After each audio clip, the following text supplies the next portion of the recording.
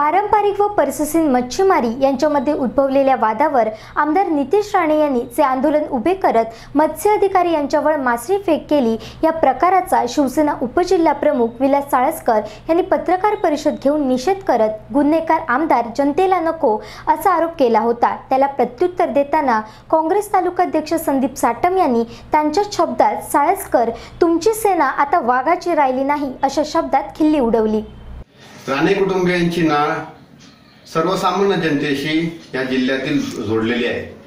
त्यांच्याच मार्गदर्शनाखाली आणि त्यांच्याच प्रेरणेने कालचं पारंपरिक मच्छीमारांचं आंदोलन असून देत, यापूर्वीचे डंपर चालक मालकांचं आंदोलन असून देत, देवगडच्या पाणी प्रश्नाबद्दलचं आंदोलन असून देत, नाही तर आरोग्य सेवेबद्दलचं आंदोलन असून देत, अशा अनेक आंदोलनामध्ये माननीय आमचे लाडके आमदार नितेश राणे साहेब यांनी नेतृत्व केलं आणि ती आंदोलनं यशस्वी केलेली आहेत।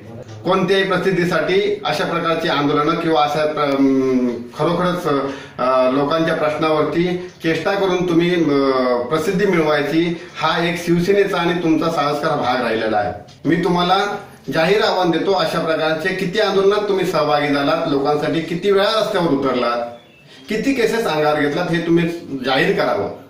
तुमची सेना तुमच्यासारख्या लोकांमुळे वाघाची राहिली नाहीये, ती आता फक्त टक्केवारी आणखी प्रसिद्धीसाठीच हापापलेली आहे। यापूर्वीही राणे कुटुंबीय, पारंपरिक मच्छीमार, डंपर चालक मालक अशा सगळ्यांच्या सर्वसामान्य जनतेच्या पाठीशी खंबीर उभे राहिले आहेत।